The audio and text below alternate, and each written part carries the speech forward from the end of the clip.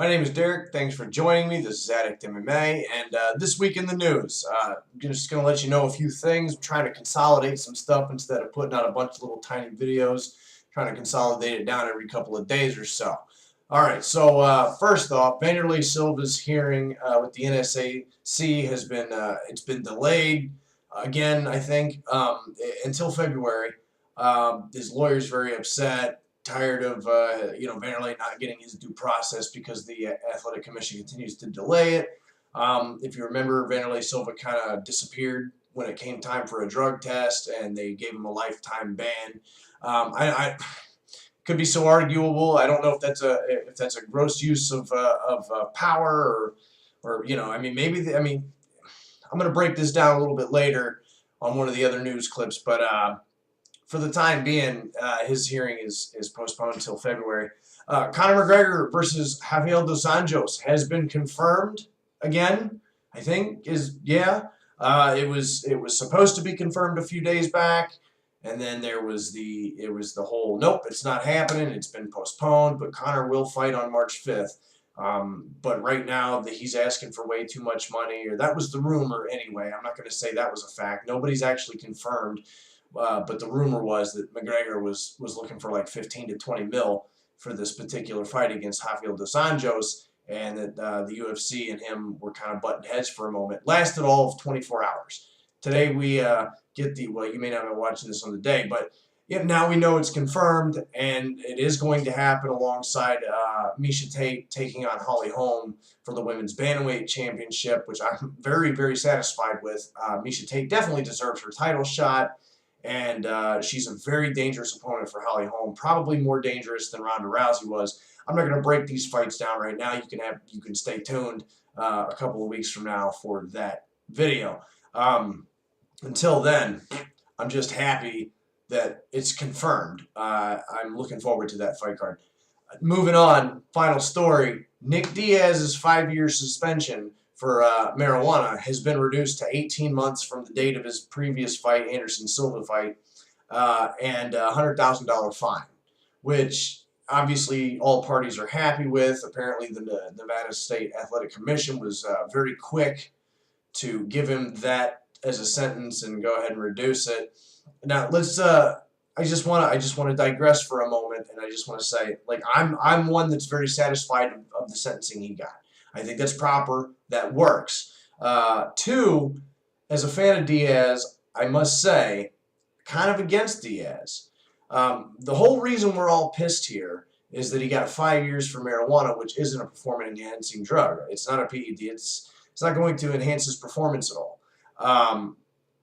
When guys that are popped for PEDs are oftentimes only given a year, sometimes a warning.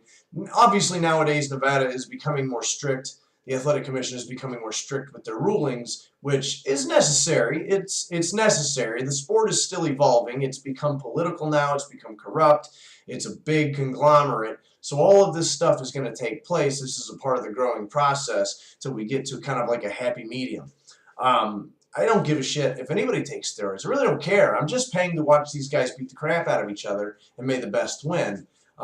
So I don't have a dog in this fight as far as who should be punished more with steroids or whatever. But to say that we're going to suspend a guy for 5 years over guys that are taking drugs that mark you or label you as a cheater, that's the problem I had.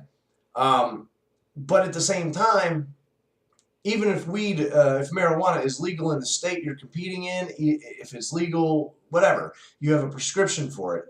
That doesn't matter when you have a job. If your job tells you, I don't care about your prescription, if you work here, you can't have this in your blood system or else we have to terminate you, you can't work for us. I've known companies in the past, for insurance reasons, won't hire people that smoke cigarettes because nicotine was making the insurance rate just a little bit more. So, I mean, it breaks all the way down. I mean, educate yourself on the subject. It's not just politics. It's also insurances and things of that nature, liabilities, all kinds of different stuff. So when your job tells you not to do something, goddamn it, you don't do it, or else you get fired. This is where Nick Diaz is very lucky. He's very fortunate because he's a popular athlete and he works for a big company that is, the basic monopoly of MMA right now, much like the NFL. In the NFL, you are not allowed to smoke weed. Even if you're a Denver Bronco, you better not be smoking weed, even with a prescription, because the NFL is very strict against it. But these guys don't necessarily get fired. They get hit with fines that are, that cost them quite a bit. Nick Diaz with the $100,000 fine. And then, they get suspended, which hurts them financially, but not as much as it would you or I losing a job. So I kind of think that, yes, very good decision for Nick Diaz. We'll see him as early as August 1st. At least that's when the Athletic Commission says his suspension is released. Obviously, pending he pays the $100,000, which I'm sure they'll work that out pretty quickly. But at the same time, I got to say, listen, if your job requires you to not fail drug tests, then be a grown-ass man, Nick Diaz, and fucking pass the drug test, man. This is the last time. I mean, he's already been caught now 2 or 3 times. This is the last time I think he should be able to get away with it. Much like anybody that gets caught for steroids. This is your job. There is a requirement. You knew the requirement when you stepped up to work and perform at that job. So either learn how to really pass a drug test, dude, and I'm talking like drink water all the time. Like almost give yourself water poisoning. You can drink too much water. Or stop smoking altogether. But you like those paychecks coming in. Is it worth the pot you're smoking? Anyway, good for Nick Diaz. Sorry about Vanderlei Silva. I'm obviously a big fan of both Nick Diaz and Vanderlei Silva, but at some point, something's got to give, guys. Drop the egos and get with reality. And as far as Conor McGregor, well, I've got a whole conversation about him that we're not going to get into right now. But thanks for tuning in.